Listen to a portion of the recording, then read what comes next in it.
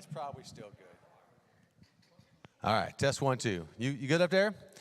All right, so welcome tonight. We have a Israel presentation, and just excited about this group that's going to share tonight. I hated the fact that we didn't get the chance to join you in Israel.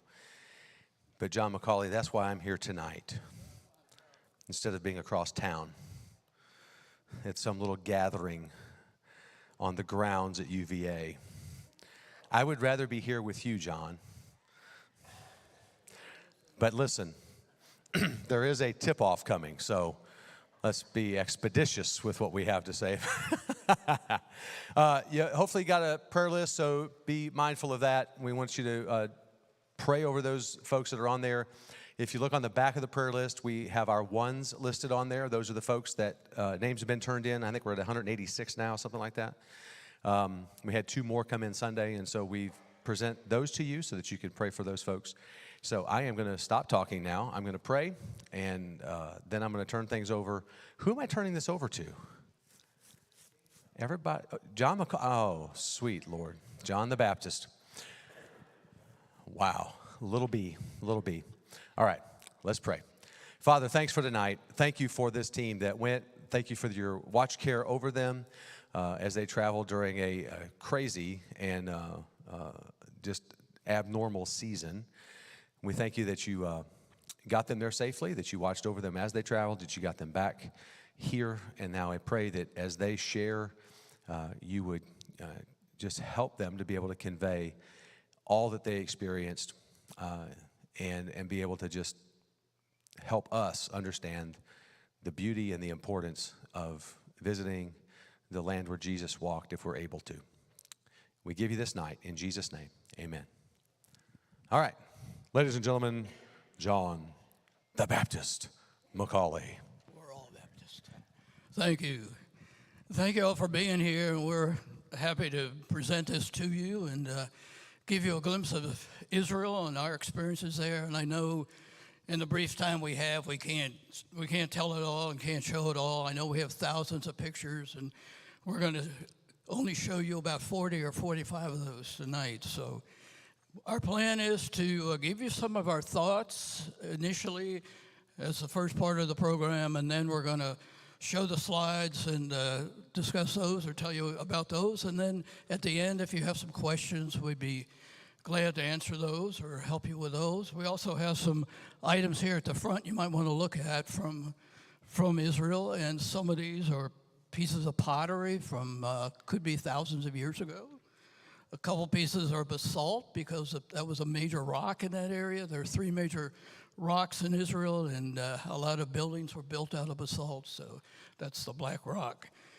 Okay, when you leave an area like where we live and you travel for a few hours to a foreign land and stay overnight and then get up and go on bus tours and sightseeing, you get impressions of things you're seeing, and you recognize that these things are a lot different than when you left home, and I think they give you impressions that you don't forget. And so we've asked each of us, we have 7 of us tonight. There were 10 of us from Charlottesville that went on the tour, and we've asked each one to kind of jot down a few thoughts or impressions of what you remember, and to give you a feel of what it was like there. And some of these are historical remembrances maybe, and some are more modern. And so I'm going to start it off with a few of my observations and then turn it over to Mark, and we'll keep going here. First of all, with so few tourists in Israel during the COVID time, we were able to tour and enjoy sites with few others, and enter churches and other buildings and sites without waiting lines, and also having more time to actually explore some of these locations. This also allowed uninterrupted group Bible readings and hymn singing, and even we had a communion service. Another observation, the country is dedicated to green energy. That's one thing that became very obvious, and we talked to our guide about it. Coal-fired plants are being done away with, and windmills and solar panels are being in use everywhere, and nuclear power is used, although that's not acknowledged. It's because I think of the nuclear power agreement they would have to enter in, and they don't want to do that. Israel doesn't want to do that. Another observation, the soil throughout the country is very rocky. Most of the rock is light-colored and was formed under pressure from salt and sand. It's been used in construction of buildings, walkways, and other places for centuries. And we walked on at least 3 places where we know Jesus walked, probably the same stones. There is a great climate variation in the country from north to south. The country is only about the size of New Jersey, but in the north we saw mountains that were snow-capped, and in the south, near the Dead Sea area, of course, it was deserts. There are small hills observed throughout the country that are actually architectural mounds, and these formed over centuries with different constructions from various civilizations and from earthquakes. And these are covered just like a hill would be, and you'd have to dig down to go through these different centuries of growth and development. We notice that there's a lot of male-female separation of the Jews in that society. It's very apparent. Couples are not really seen walking together like they would be in our country. Boys and girls are separated for purposes of education. And there's a real emphasis on education for Jewish boys. And finally, drivers in Jerusalem drove like maniacs. They were crazy. And I would never recommend anybody trying to drive, unless maybe you've driven in New York City for a while. But there were many hills. I think Jerusalem's 7 hills, and up and down the hills and curves and traffic lights. The signals are very different. Cars would cut in front of the buses. They'd cut along the sides of the buses. Scooters, motorcycles would go along and really almost touch us. And it was a little scary if you looked out the window and tried to follow it. So I'd recommend taxis or buses if you ever get there. So I'm going to turn it over to Mark for additional. Thank you, John. Actually, my thought about when we were going to Israel is I wasn't quite sure what we were going to see. You have an impression of what Israel might look like because you've seen old pictures, but everything we saw was in the 21st century, and so you had to strip all that away to see what was there when Jesus was there and the disciples. And one of the things that struck me was that when we talk about the Sea of Galilee, you have this image in your mind of this huge ocean, and you can actually see the other side, see the Golan Heights on the other side, so you're not seeing a great distance. The Jordan River, I think we talked about this once before, I thought the Jordan River was going to be a big, wide river, and it ended up being about 20 to 30 feet wide, maybe 3 or 4 feet deep. And Gloria and I got baptized in the Jordan River in 40-degree weather, in the rain.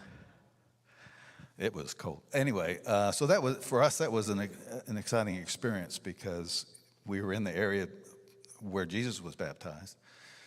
We've already been baptized, we're Christians, but it was just the symbol of being in that same area.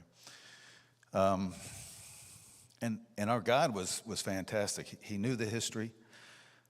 He knew the information about the archaeological digs and stuff. It wasn't quite the same without having the pastor that was with explain the things that we were seeing as far as the religious aspect of it.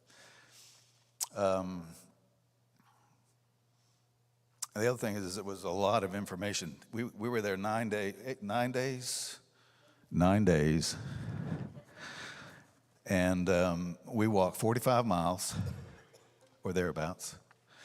And every place we went to, this is a sheet of what we saw of each city that we went to see.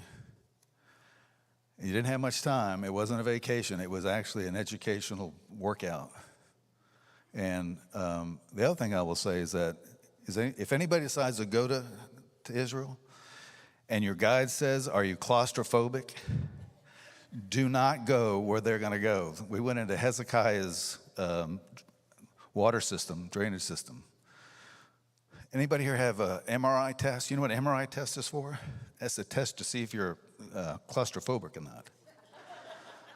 We got about 30 feet into that tunnel, and I watched the floor all the way, 300 yards maybe?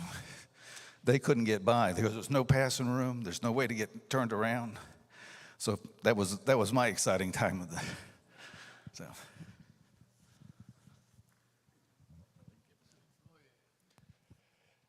So I think from my perspective, you just can't go to Israel and read your Bible the same.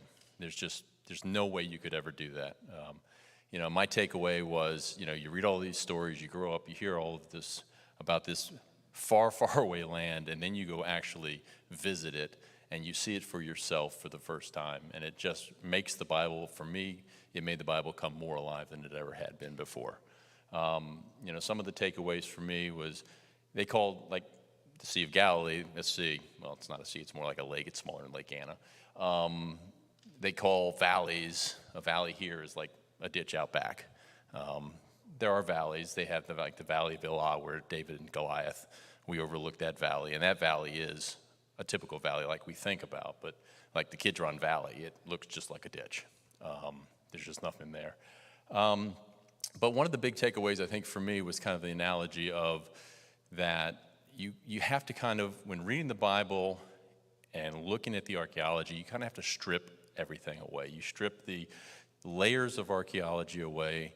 You strip away the westernization of the Bible away, and you start thinking about it as far as, well, what was the culture actually like back then? When you put yourself 2,000 years ago in Jewish culture, and you look at what the Bible says, and a good example, and this came from our guide, Shai, was that, the story of Peter and the rooster crowing, and that occurred over Passover, and it occurred in Jerusalem. Well, there would be no roosters in Jerusalem, because a rooster is an unclean animal, so there's no chance that it would have been in Jerusalem. That could have been a rooster that was heard, but the more likely thing is that the Romans, when they changed the guard out, they had a horn that they would blow that sounded like a rooster's crow. So there were little facets about the trip, about looking at the Bible. It doesn't change the story at all or the meaning, but it makes you think of, okay, let me try to take away some of the westernization that's been put into the Bible, right? We grew up, Jesus as a carpenter. Well, the reality was that was probably a westernization thing, because carpenters didn't build houses back then. Everything's built of stone. So again, for me, it was really an opportunity not only to see an incredible country and to experience an incredible culture, but it was to kind of strip away some of the things that I've read in the Bible, not to take away from the meaning of them, but to try to look at it from the avenue of how it may have been during Jesus' time. And like Mark had said, walking in the footsteps of Jesus, we clearly know that there are places that we went to where Jesus walked this path without question. Nobody denies or questions that at all. Then there are other places that we went to that are not controversial, but you have two places claiming to be this is where Jesus was crucified. So it doesn't change the fact that Jesus was crucified, but it's open to interpretation as to what you believe is the actual location, but does it really matter? And that's at the end of the day. The fact is Jesus was crucified. So those were kind of some of my takeaways. Glenn, or? Okay. So for those of you who don't know me, I'm Debbie Hahn, and I am Glenn's quieter half. So this is really pushing me out to make me speak in front of you guys. Oops, see, you can't even hear me. Okay, so when Dr. Pochak first mentioned that he wanted the people that went to Israel to make a presentation, I immediately figured that I was not going to be one of those people, that there were plenty of other people who could share what needed to be said. But then Sunday morning, he said, Wednesday night, they're going to be sharing thoughts on the trip. And I just felt at that point that it was up to me to share a little. If I could encourage just one person to make the trip to Israel in the future, I will put aside my fear and my shyness and share with you all. To begin with, we were told that this would not be a vacation, but a spiritual journey. The journey began a month out. We were given a 30-day Bible study and prayer guide to prepare our hearts. We also had a study guide prepared by Imagine Tours that would give us insight into places that we would visit. There's really not that many pages, y'all, don't get worried. All of this study did not prepare me for the amazing sites we would be visiting. As you will see from the slides, we visit a wide variety of sites, including archaeology sites, national parks, and religious areas. I loved learning more about the land in general and experiencing the delicious food. How can you go wrong when there's chocolate cake and cheesecake minis for breakfast? There you go. Our guide was very knowledgeable, as has already been mentioned, and he shared history of Israel with us that made connections to Christian sites and beliefs. Over the past week, I've been asked by friends and neighbors what my favorite sites were. I really couldn't narrow it down to just a few. Seeing modern-day shepherds in the fields made me think about Jesus' birth, how according to Luke 2:8, the angel of the Lord appeared to them and they were afraid. I am sure I would have been terrified just thinking about them and their reaction. I'm sure I would have been the same way. Being on the hilltop overlooking the Sea of Galilee at the Church of the Beatitudes was an amazing feeling. It was overwhelming to think that this was a place which Jesus is believed to have preached the Sermon on the Mount. And near that spot is the place where they believe the feeding of the 5,000 would have taken place. We were also on a small boat on the Sea of Galilee. It was perfectly calm and beautiful.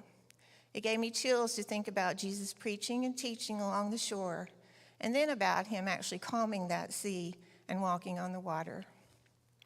Every day brought new information and a deeper understanding of the area Jesus lived, walked, and taught. Being in the area of the Garden Gethsemane, thinking about the anguish Jesus was going through, for me, was very emotional. Sorry. Seeing one of the areas they believed to be Golgotha and the garden tomb really made the verses in the Bible come alive.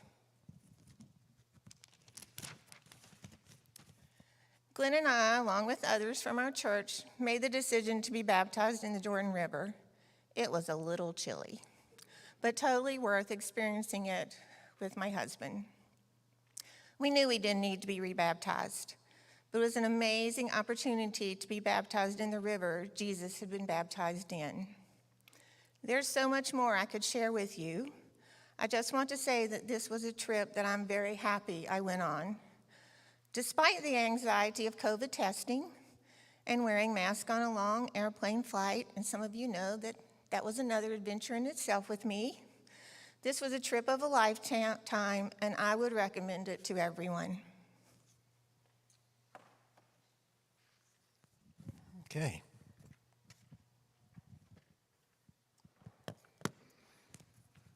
Well, I wanted to share some of the places that really stood out to me that had an impact, and I think as Steve and others have insinuated, reading the Bible is just totally a different type of thing now, because in the past you might have visualized some of these sites, but we actually witnessed some of these sites, and it's really an amazing thing. Debbie mentioned the Garden Gethsemane, and that was probably the most emotional experience for me. It is located below the Mount of Olives, and it's a beautiful garden that is beset with olive trees and other flowering plants. And it was here that Jesus and his disciples went to pray following the Lord's Supper. And as Steve pointed out, there are places where we know that Jesus walked. There are other places there's a high probability he walked. And then other places they feel that he was right in the area. But we know in the Garden of Gethsemane he was there. So I wanted to read Luke 22:40-46. It said, when he reached the place, he told them, "Pray that you may not fall into temptation." Then he withdrew from them about a stone's throw, knelt down, and began to pray. "Father, if you are willing, take this cup away from me. Nevertheless, not my will, but yours be done. Then an angel from heaven appeared to him, strengthening him. Being in anguish, he prayed more fervently, and his sweat became like drops of blood falling to the ground. When he got up from the prayer and came to the disciples, he found them sleeping, exhausted from their grief. Why are you sleeping, he asked then. Get up and pray so that you won't fall into temptation. Well, from that text, you know that Jesus knew what was going to happen to him. And this was probably the most emotional moment for me on the trip because I knew what Jesus was to face, yet he went forward with knowing his fate because he loved us so much. It also hit me that he was probably disappointed by his disciples because they fell asleep, and I think they fell asleep on 2 different occasions. And I just think how often that we too disappoint Jesus by our actions. However, he still loves us and he forgives us. And what an amazing gift he gave us when he died on the cross for our sins. Another great experience again was the baptism in the Jordan River that Debbie has talked about. And this was really a special moment for me, not only to be baptized with Debbie, but also to be baptized in the same river where John the Baptist baptized Jesus. And though my baptism was not necessary because I already knew that I was saved through my former acceptance in baptism, but it was important to me to get baptized because I do not have a remembrance of my prior baptism. Now, most of you probably are not aware that Debbie and I assist our pastors with the baptism that occur in our church. So what a tremendous blessing it is for both of us to see people being baptized and beginning their walk with the Lord. And it's truly exciting for us and our pastors to be part of this process. But it's also exciting to see and witness the look of those being baptized. It's a very special feeling to see that. And having done this for over 10 years, I personally started to regret that I didn't have that same feeling of emotion that others experienced in their baptism. In short, I think I was baptized around 15 or 16 years old. However, I don't know for sure when I was baptized, and I definitely don't recall that feeling of emotion. So from the beginning, when they decided to plan this trip, I knew that that was something I wanted to do, to be rebaptized. So now I know that I got rebaptized on February the 4th, 2022, in the Jordan River with Debbie, and I'll always remember that special moment. Steve talked about the burial place of Jesus. I did not know before this trip that there were 2 possible tombs or burial locations where Jesus' body was taken after the crucifixion. One is the Church of the Holy Sepulcher, and this church is built over top of the tomb where Jesus' body was taken following his crucifixion. That is one possible site. The other is the Garden Tomb, and you'll see both these, I think, from the slides. But the other is the Garden Tomb, and it's in fairly close proximity to Golgotha, the place of the skull where Jesus was crucified. And from the slides, you'll actually be able to see the side of this hill and see what clearly appears to be a skull in the figure of the rocks. Both sites at the time of Jesus' death were outside the city walls of Jerusalem, and that's in Hebrews. Now, the Church of the Holy Sepulcher is actually inside the city walls, but the Garden Tomb is outside the city walls. I personally don't know which one is correct. As Steve said, it really doesn't change the fact that Jesus was crucified, he was dead, he was buried, and he rose on the 3rd day. But for me, having seen Golgotha in the close proximity of the Garden Tomb, this seems more to what I would visualize when I read the Bible. Another place was Nazareth. In Luke 4, Jesus was teaching in Nazareth, and those who heard him became enraged and drove him out of town toward a hill where the town was built. They had planned to throw him over the cliff onto the stones and the rocks that were below. However, Jesus passed through the crowd and was able to escape. Now, what I didn't know, this form of death, throwing one over a cliff onto the rocks and the stones below was also known as stoning. And I always thought stoning was, when you picked up the rocks and you threw it at people until they were dead, and that is stoning. But also, as John shared, it's very, very rocky, and the mountains there, you can throw somebody off a cliff and just land on rocks, and that is also to refer to stoning. So that was new to me. And then finally, there was Herod the Great. And Herod the Great was a terrible, terrible individual that was fearful of anyone that might threaten him or his authority. He had many people killed, including wives, sons, and many others. He was a very ruthless leader and was despised by many. So why was he called Herod the Great? Well, John referred to some of the architectural sites that we saw, and one of the reasons he was called Herod the Great is that he was a magnificent builder, a tremendous architect. He built the temple in Jerusalem. He built Caesarea Maritime, which is on the Mediterranean Sea, which is the location where Paul was kept in prison, awaiting his transfer to Rome so he could be tried before Caesar. And then he also built a fortress, several fortresses like the one in Masada, which we got to go see on our trip. And this was actually built on the top of a mountain, and we were able to reach it by a gondola.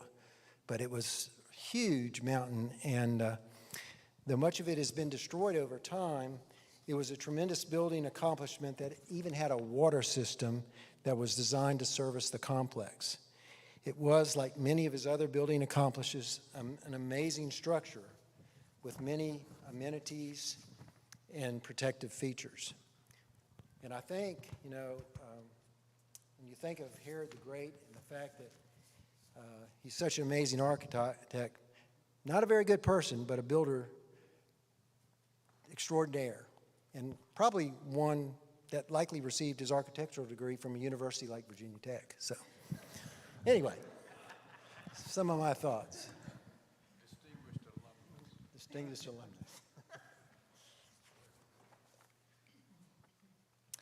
One of the things that was most impressive to me happened actually on the first day of our trip. We rode the bus up to the top of Mount Carmel, which is where Elijah defeated the prophets of Baal. Remember, he called down the fire and burned up the sacrifice that was put there, and water was put on it, and then the fire also burned up all the water. And so this was a defeat for the prophets of Baal. And there's actually a statue there to Elijah commemorating that. But when we looked off the edge down into the distance, we were looking into the Jezreel Valley onto the plains of Armageddon. And it was so impressive looking down there. A lot of the things that we saw on the trip, of course, had to do with history. Well, this had to do with history, but it also had to do with the future. And it was just so impressive to me looking down there and realizing, what's going to happen in the future, according to Revelation. We were surprised to look around when we looked out the windows of the bus in the city as well as in the countryside. There was so much trash and construction debris. There would be vacant lots with trash bags full, just piled up in them, and large piles of construction debris. And, thinking about it, we realized, well, this is not the kind of place where you can dig a landfill, because you had to have a permit to dig anywhere. So then we thought, well, couldn't they have incinerators to burn this kind of stuff? But they're trying to be very green energy, and so they would not want to have the possibility of air pollution, I would guess. So it was just kind of disheartening seeing, all this trash. They had large growing areas for bananas and date palms. The bananas were growing underneath, looked like an acre at a time of plastic. And when the bananas were developing, they had blue bags around them. I guess it was not harvest time because we didn't get any bananas for our fruit, at the hotel at all, but they had wonderful pink grapefruit. There were plenty of date palms, and this is the place where the medjool dates come from, which are world-renowned. And the branches from the date palms, the lower branches, they're not all that low, but lower branches, every year the government cuts a lot of those and leaves them on the ground, because this is the time of year when the citizens are building their booths for the Feast of Tabernacles. And they don't want the citizens to have to be paying to get these branches to fix their booths. We saw the Dead Sea. I did not personally float in the Dead Sea. My husband John did. And it's 37% salt currently. There's no water flowing in or out. Every year the water keeps evaporating, but the salt concentration increases because there is no outlet for it. One thing that we did that was very interesting and something that just opened about 3 months ago was to go 30 feet below the western wall, that's the Wailing Wall, to the tunnels. They had tunnels down there, and they had metal steps. They had plexiglass all over the place so that you could really see the original appearance of this wall and its construction. And we saw the largest stone that was used in the construction, which I think, if I remember correctly, was 14 feet long, which is pretty impressive of a building project. 40. It was 40? It was 41? Really? Yeah, and they didn't have tractors. All right, so they talked about all the wonderful things we did, and they were all wonderful. And all those things took strength and stamina. So if you go to Israel, realize that you're going to walk a lot, up and down mountains, up and down stairs. I tended to be the rear end of every long trek up there, but anyway, I made it. So anyway, I would say go, but be prepared to walk a lot and have the physical ability to walk a lot.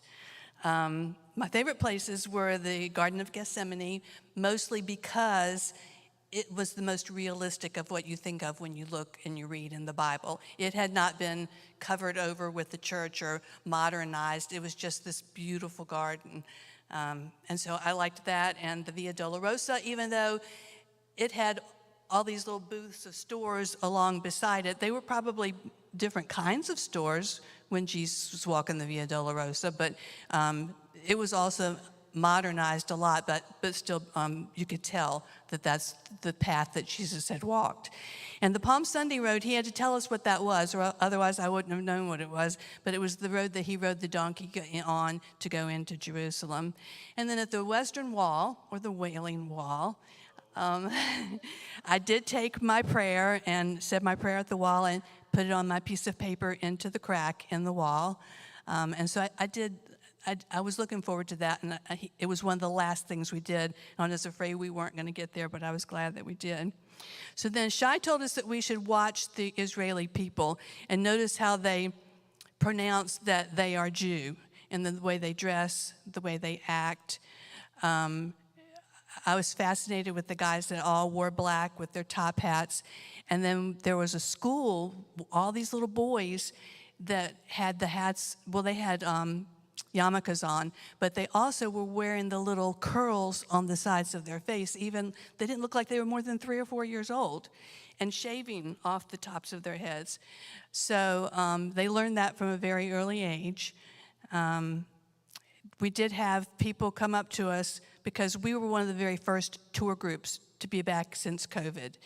And we were getting off the bus one day, and as we're walking along, this guy goes, "Oh, I'm so happy the airport is finally open. We are so happy that you are here." So they've just missed having visitors there, and they were really glad to see us. I even had 2 young men come up to me and say, "Where are you from?" And I said, "Virginia in the United States." And he sort of looked at me like, "What is Virginia?" You know. But they were very, very glad that we were there. And so then, let's see. Oh yeah, John wanted me to say something about the cats. So apparently many years ago, they had a rat problem in Israel. And so England must have been in control then. And so they decided to bring cats over to get rid of the rats. And so now there are cats everywhere.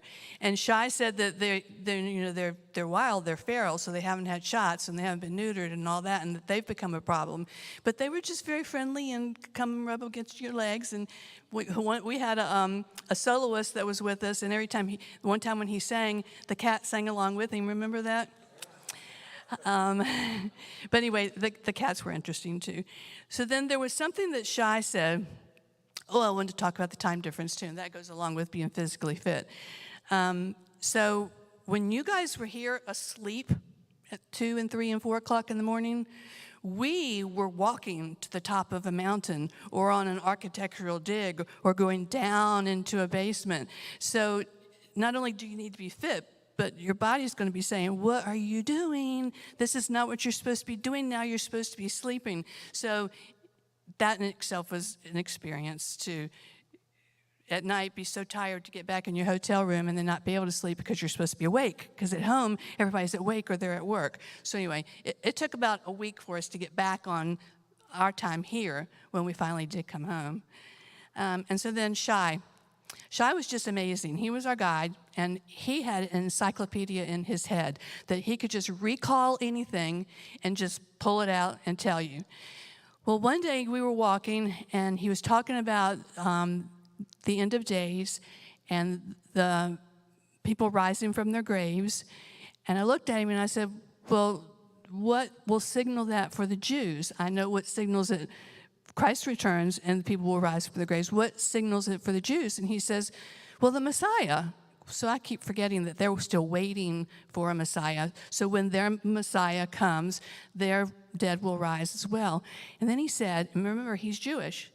He said, but the Jews, he said, I would not say this to a Jewish audience, but the Jews may realize that when Christ returns and all the dead rise, that Jesus was the Messiah all along.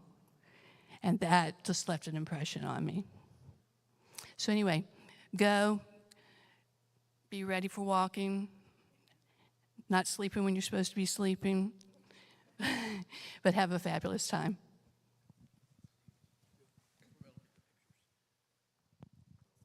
So I think right now we're going to roll through the 40-odd pictures. I think between all of us, there's probably several thousands of pictures.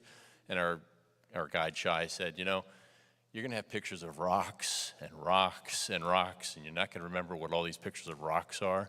So my advice to you, if you go, is take notes or do something like I did. Is there's time when you're on the bus going from site 1 to site 2 during the day, you know, upload a few pictures like I did to Facebook because we had Wi-Fi, thankfully, on the bus, which was a nice benefit to have.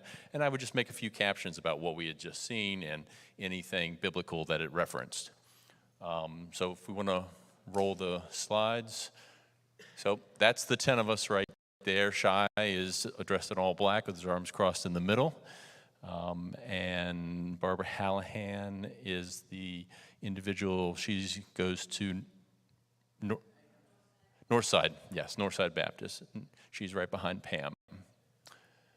And that was, I think we took that picture the last night. So this is Caesarea, and this was one of the places that Glenn had mentioned that was built by King Herod, and you know all the places built by King Herod when you're standing in them because they're all immense and just amazing, and especially some of the sorry, I'm lacking the word, what's the little tiles, the mosaics that are everywhere. Next slide. So this is the view of Nazareth that we saw. Next slide, please. So this was one of the mornings. I'm not sure who took this picture because Debbie took this picture. Okay, there was a few people who were up at sunrise. I and my wife, Sarah, were not one of those people.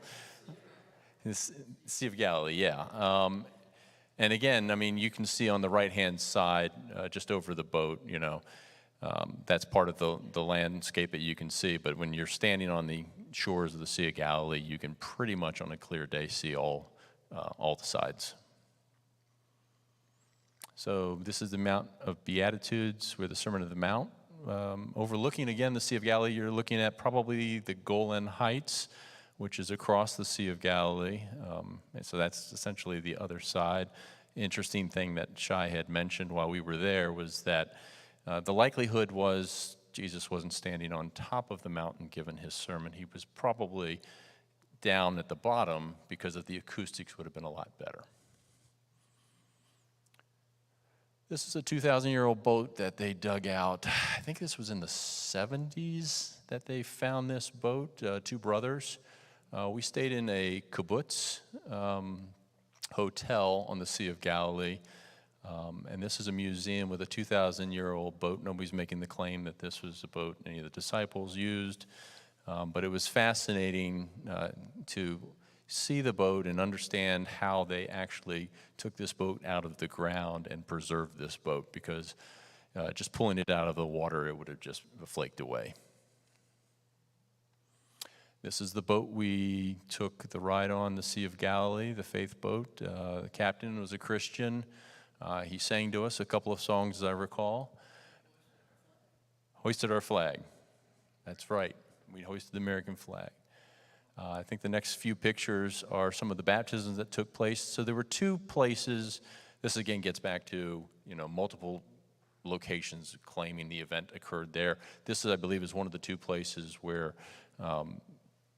is purported to be where Jesus was baptized. I think that's Glenn there, and we got Gloria being baptized.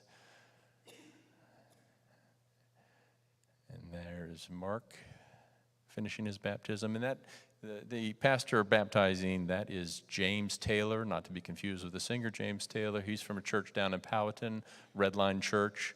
And while Pastor Rob was sorely missed, we were blessed to have James Taylor as kind of our spiritual guide and pastor during this tour. So this is a synagogue in Capernaum. This is one of those places where undoubtedly when you read the Bible, Jesus was there, Jesus taught. It's not like you look around Charlottesville and there's 20 Baptist churches there's one synagogue in Capernaum. That was it. So there's not a question, this is the synagogue that Jesus spoke at. This is just a picture I took that was interesting because if you look at the top of it, it's a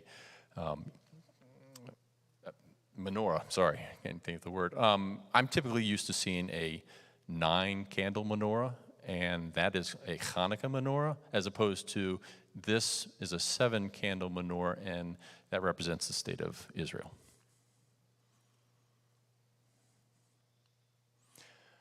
So this is an interesting site also in Capernaum.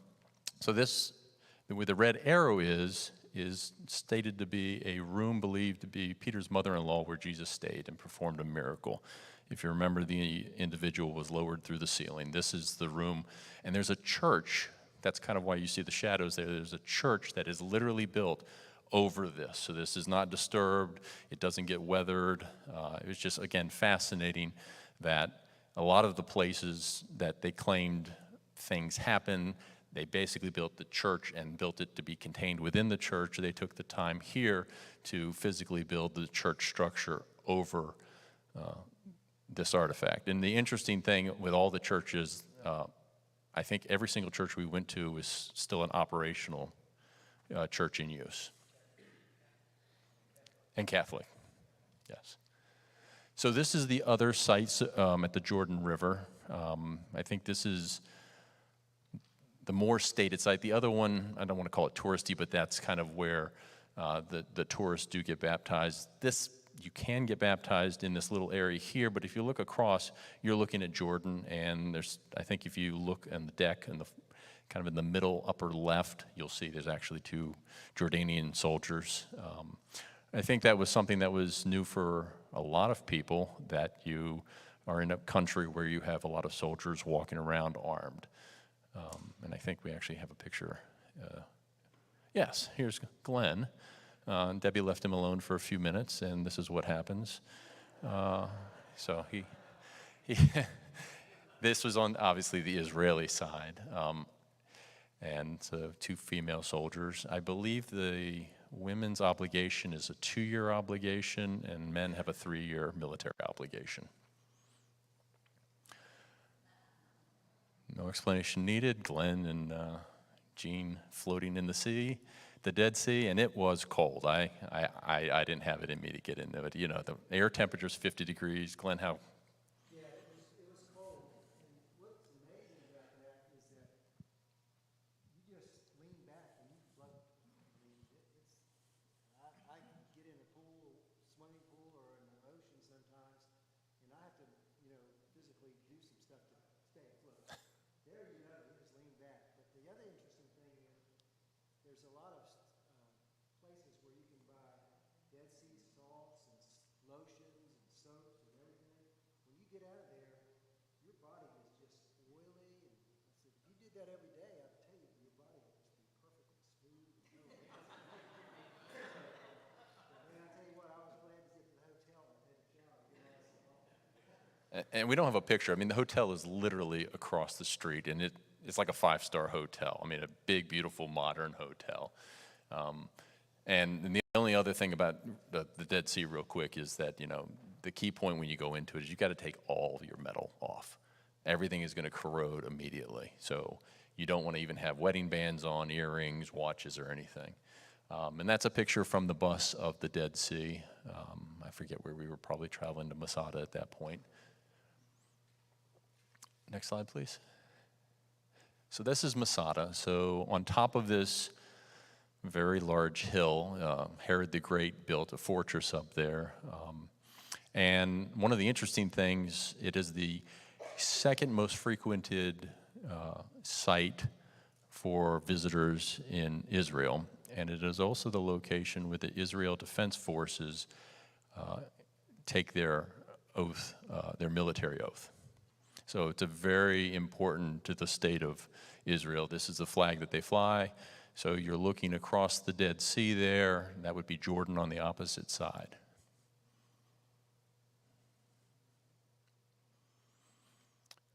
And this is one of the things that I loved about this trip was, again, you read, but you're actually experiencing them and you're seeing them and you're so close to them. So this is in Qumran, and this arrow that is literally the cave where the Dead Sea Scrolls were found. The first ones, the first 7. And the interesting thing was, at the very end, we were able to go to the Book of the Shrine where the Dead Sea Scrolls are stored. And unfortunately, we ran out of time there.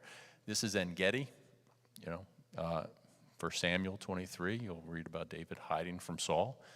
Don't know which cave he was in, but without question, he's in En-Gedi, he's in a cave, and we saw at least 20 caves there. So one of these caves, David was hiding from Saul. These are the date palms that were mentioned earlier. I think one of the interesting things about these were that when the state of Israel was coming to fruition, I think in the late 60s, and Israelis were leaving places like Iraq, one of the requests of the Israeli government was for them to bring date palms from Iraq. So they weren't natural to Israel, but they are, I think, one of the largest producers, and the way in which they grow the date palms, they actually produce like 3 times more than any other country does per date palm.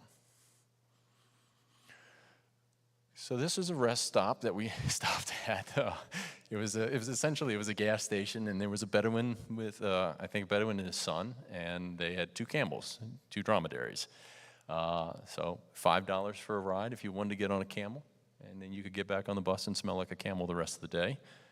Daddy was going to go for a ride on the camel. She said, I want to do that. She got out and she smelled those camels and said, nope, I'm not doing it. She didn't want to smell the rest of the way on the bus.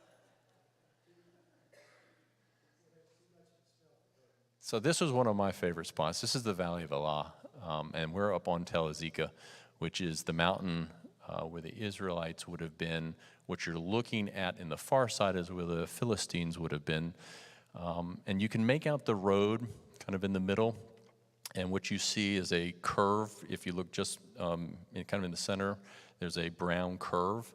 So that is a wadi, which is basically a dried up riverbank in essence. But if you read about, David finding stones in the brook, that is most likely the place of where that occurred.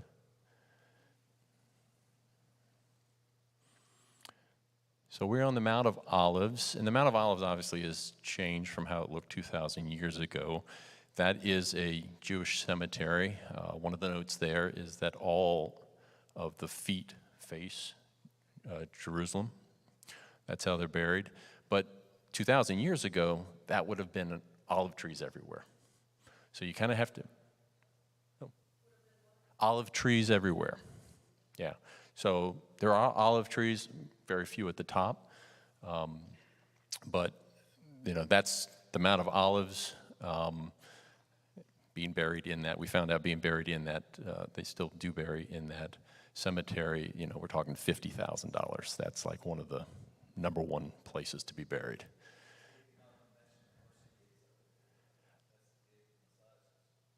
Oh, yeah, if we go back one slide, sorry. Okay.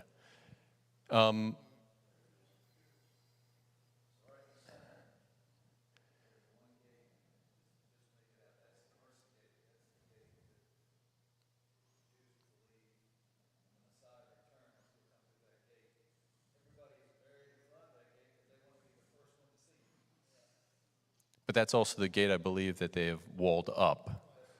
Right. So the Muslims have walled that gate up. Next slide, please. So this is Dome of the Rock on the Temple Mount. So this would be the location where the first and the second temple were where they stood. And again, I found all of the geopolitical stuff that we didn't get into it, and you could spend days and weeks getting into that. Just, interesting from the standpoint that the Israelis took over Jerusalem in the 60s. They fought the war. They have possession of Dome of the Rock, and they give it back to the Palestinians and say, nope, this is yours. Because they had actually at one point raised a flag above Dome of the Rock, and the commander of the army at the time said, take the Israeli flag down, and we're going to give this back to the Muslims. So this is one of the two pools of Bethesda, where the paralyzed man was healed by Jesus. City of David. So this is, again, it's excavation city. Everywhere you look, there's some type of excavation going on. And somebody alluded to it earlier. Nobody wants to dig anywhere there, because if you dig and you find human remains, then there's this whole ordeal you have to go through. And if you find archaeological remains, non-human, then there's another ordeal you go through. But this is the city of David, that there's a current active archaeological site. When Mark talked about the tunnel, I believe it's in the top left corner that we were in. I was one of the taller ones in the group, and I'm not claustrophobic, but it was uncomfortable because it was constantly just being bent over. And this is what most of the archaeological sites look like. There's just pieces of pottery. Somebody has a job to then take these pieces of pottery and try to put them back together, believe it or not. And then there were other places we went to where you could literally just pick up 2,000 plus year old pieces of pottery. And we have a couple of those that we had brought here. This is the Terrasana Church, where it's reported that Jesus wept over Jerusalem, and this would have been, well, not exactly the Dome of the Rock wouldn't have been there, but this would have been his view from up there in that area. And this is the Garden Gethsemane, where Jesus prayed. And like everybody has already spoken about, it really is a very peaceful, tranquil spot just to kind of sit and meditate. And it was one of the few opportunities that we did have, I recall, on the trip, to where we all just had some time to take to ourselves and meditate a little bit and pray. So this is Church of St. Peter. And if you look at the very top, there is a rooster on top of the cross, on top of the church. So this is said to be where Jesus appeared before Caiaphas was sentenced, held over, and Peter heard the rooster crow. So they're still holding to the tradition that it was an actual rooster, and therefore they put it up on top of the church. So on the way into the temple, this is the that everyone would have passed by. The areas on to the right would have been storefronts and possibly tax collectors. But this is definitely one of the areas where Jesus would have walked through. And these are the steps that would lead up to the temple. And again, definitely one of the areas that Jesus would have had to walk through. You would have walked up these steps, you would have gone to the right, because you would enter through the gate, exit through the gates on the left. Except in certain conditions, you would go in through the left. If you were in mourning, there were a couple other conditions, and the reasons for that is that you would have a community exiting while you were coming in, and they would be wishing you well.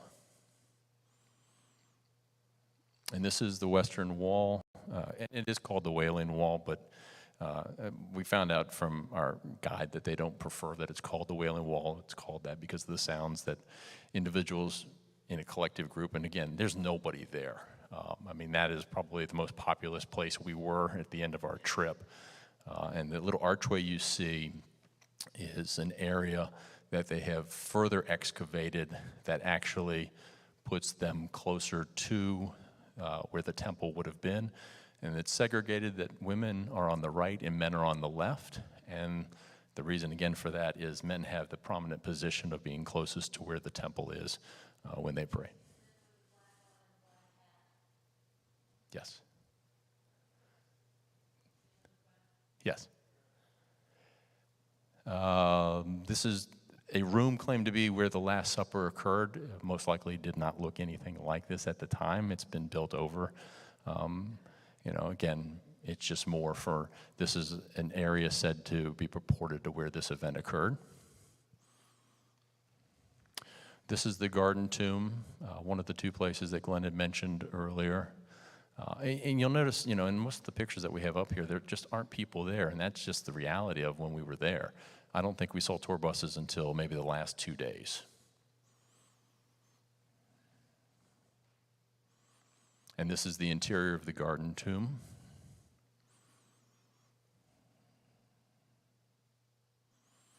And this is a model of Jerusalem. This would be during the period of the Second Temple. And this is at the Shrine of the Book where the Dead Sea Scrolls are currently housed. And this was something I had done before we had left. I just wanted to put on a Google map kind of all the locations we went. So we started in Tel Aviv, we went up north, over to the Sea of Galilee, came down to the Dead Sea, over to Jerusalem, and then back to Tel Aviv. So kind of came in a triangle. And traveling from Masada down to some of the lower areas, walking probably would have been a 7-8 day walk at most. It's just not that far apart. That was kind of the interesting thing. I think about Israel, and I'm thinking it's like going from here to California and walking. It's just not. These places are fairly close to each other.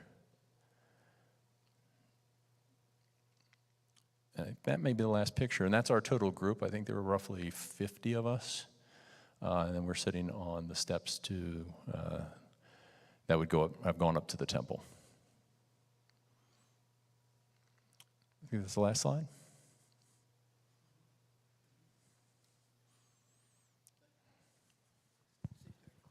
Yeah, so, certainly if there are any questions, I know we've kind of gone over our time, but if anybody has any questions, I'm sure we'd be happy to answer them.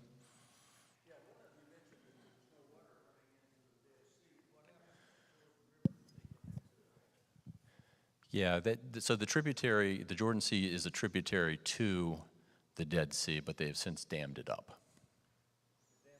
Yeah. And if you look at the Dead Sea, at least when we were there, the water level was so low, it actually looks like there's two separate Dead Seas because there's a land mass in between them, a small walkway. Yes, ma'am.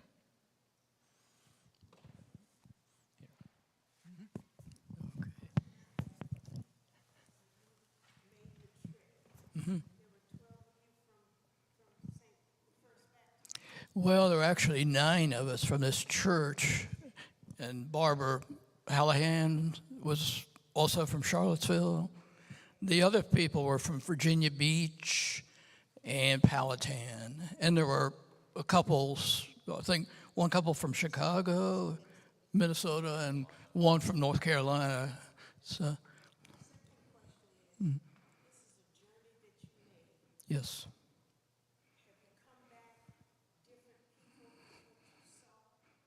Oh, yeah, I would say for sure, it was very worthwhile and very educational. And I mean, you have in your own mind what these places are going to be like or what you think they look like. But when you actually see something in person and touch it and walk on stones that Jesus walked on and seen the closeness of some of these places and what the Sea of Galilee is actually like and the Dead Sea, what that's like. And, you get a whole different idea of what things are. So.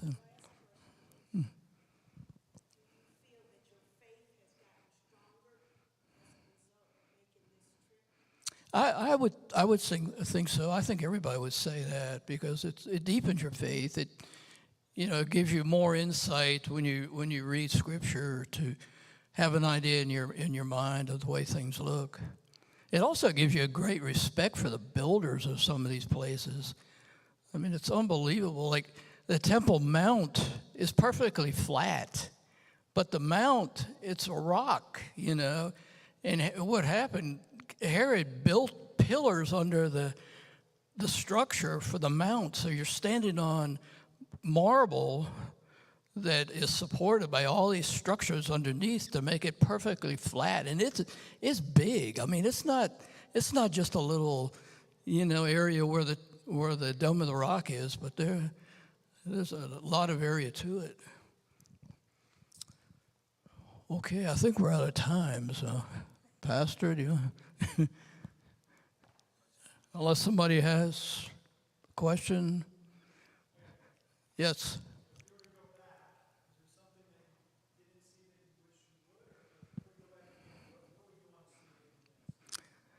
Well, I think we were very privileged because there were so few people, so few tourists there that we got to see things that maybe a lot of people wouldn't get to see and go in places, not have to wait in line. So we're not coming back saying, it would have been 3 hours if we got in there and we didn't go. And, we walked right up and walked into these churches and things. So I think we had a pretty good tour and,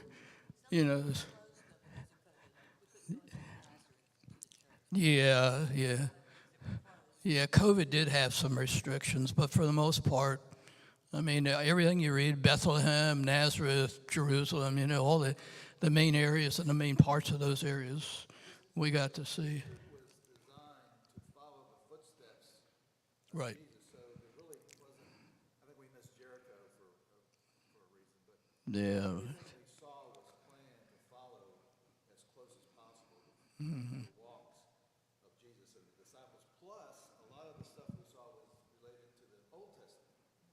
Right. Right. So we put a correlation between the Old Testament and the New Testament, and so the Bible was sort of brought together. Yeah. So that was, for us, I think that was The most confusing part was civilizations were built on top of the civilizations, and buildings were destroyed by earthquakes, and they're just layers. The whole country is, wherever it's developed, it's just layers. And to really understand all that you'd have to really study it for a long time. But what's there today is representation or the actual site. We saw the room where Jesus was held during his crucifixion time. We saw the room, and he was, where he was living, I guess, in Capernaum. And those are the actual places. I mean, when they dug down, and the archaeologists have developed all those areas. Debbie shared, what was really interesting as we were making our drive, particularly up to Jerusalem, to actually see the shepherds in the field watching their sheep, or watching their flocks. Yeah. Some of them were out there with their dogs, and some of them had their staffs with them and so forth. I think one of them we saw had a four-wheeler. Yeah. But it was still, Yeah. you just don't think that that's something that you'd see today that happened so many years ago, thousands of years ago, but it's Still the same. right there. There's a lot of culture shock involved when you leave here and go there, and all at once you're exposed. So, Okay. All right, hey, give these folks a hand. Great presentation. Thank you. You have stuff up here, looks like, so pray and dismiss, and you're welcome to come up and take a look at some of the artifacts, and Lord willing, we'll make a trip in a couple years back over there, and so hopefully it piques your interest enough to want to go. It is life-changing, there's no question. Let's...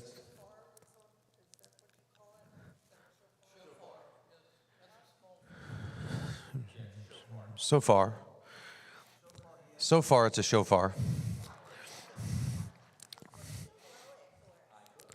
Well, why don't you go ahead? Why don't you send us out with a blast on the shofar? And if you time it just right, Jesus might return when you do that.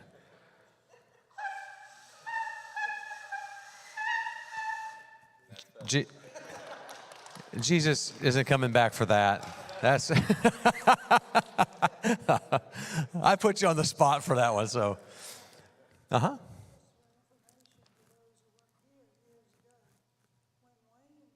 Uh-huh.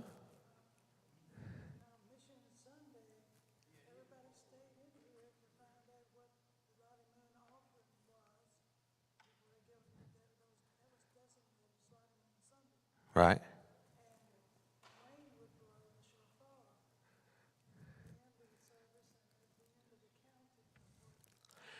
Well, I have to ask, did it sound like that or did it sound different than that? Did he have a longer one maybe? He had, that's probably what it was. That he had the easy one. Yeah, that's the deal with that. All right, let's pray. Father, thank you for the night. Thank you for the time to gather with this team. Thank you for their willingness to get up in front of a group of people and share just what you did in their hearts and lives as they traveled to the land that you set apart for your people. So, Lord, I pray that you would spur us on by what we've heard. I pray that it would build our faith just as the trip has built theirs. And I pray that you would give us opportunity in the future to make such a trip again. We give you praise and glory. Watch over us tonight as we travel back to our homes. In Jesus' name, amen. As I say, feel free to come up and you can chat more with the team.